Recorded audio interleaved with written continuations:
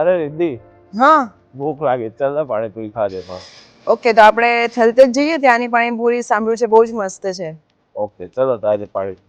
Yes, ચલો પાણીપુરી ખાવા જઈએ.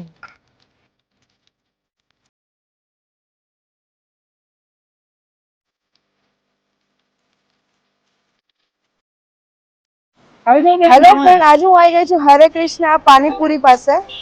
આ છે એમના ઓનર વિશેષભાઈ. હેલો, હરે કૃષ્ણ. તો આપણને વિશેષભાઈ હરે કૃષ્ણ પાણીપુરી વિશે થોડી ડિટેલમાં કહેશે. અહીંયા કેટલી કેટલી પાણીપુરીની પ્લેટ્સ અવેલેબલ છે? આપણે ત્યાં દહીપુરી, સેવપુરી, ચીઝપુરી અને પાણીપુરી તો છે 20, પણ બીજી 3 એક્ઝેક્ટ અલગ અલગ ફ્લેવરની પણ પાણીપુરી છે. અને અહીંયાની સ્પેશિયાલિટી શું છે? તમારે લાઈક પાણી એકદમ મિનરલ વોટરનું હોય છે? હા, મિનરલ વોટરનું હોય છે અને કોઈ પણ પ્રકારનું અંદર મિલાવટ અમે નથી કરતા.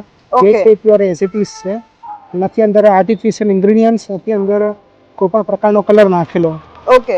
અને સ્વીટનર પણ નાખેલું નથી કોઈ પણ પ્રકારનું. જે છે જેમ આપણે ઘરની પાણીપુરી ખાઈએ એવી સેમ ટુ સેમ પાણીપુરી છે. પણ અહીંયા તું આમ તો તમને એવો ફિલિંગ આવે કે તમે બહાર પાણીપુરી ખાવ છો. ઓકે. અને મારો કોન્સેપ્ટ જ છે કે પબ્લિકને સારું ખવડાવવાનું, સાત્વિક ખવડાવવાનું.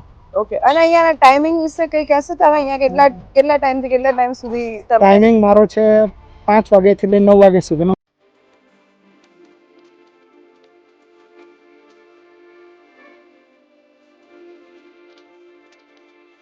ઉત્સવભાઈ, તમને અહીંયાની હરે કૃષ્ણની પાણીપુરીનો ટેસ્ટ કેવો લાગ્યો? થોડું તમે કહેશો? રિયલી અમેઝિંગ છે. હાઇજેનિક બહુ છે. ઓકે. મસ્ત વિઝિટ કરવા જેવી છે. રિયલમાં બહુ શાંત છે. અને તમે એવું લાગે છે કે તમે એવરી ડે વિઝિટ કરતા હોય એવું? 1 વીકમાં મિનિમમ 3 થી 4 વાર તો થઈ જ જાય. ઓકે. તો ફ્રેન્ડ્સ, તમે અહીંયા જરૂર આવજો, કેમ કે અહીંયાની પાણીપુરી એકદમ હાઇજેનિક છે અને ઘરમાં જ પાણી બનાવે છે. તો ડેફિનેટલી વિઝિટ કરજો.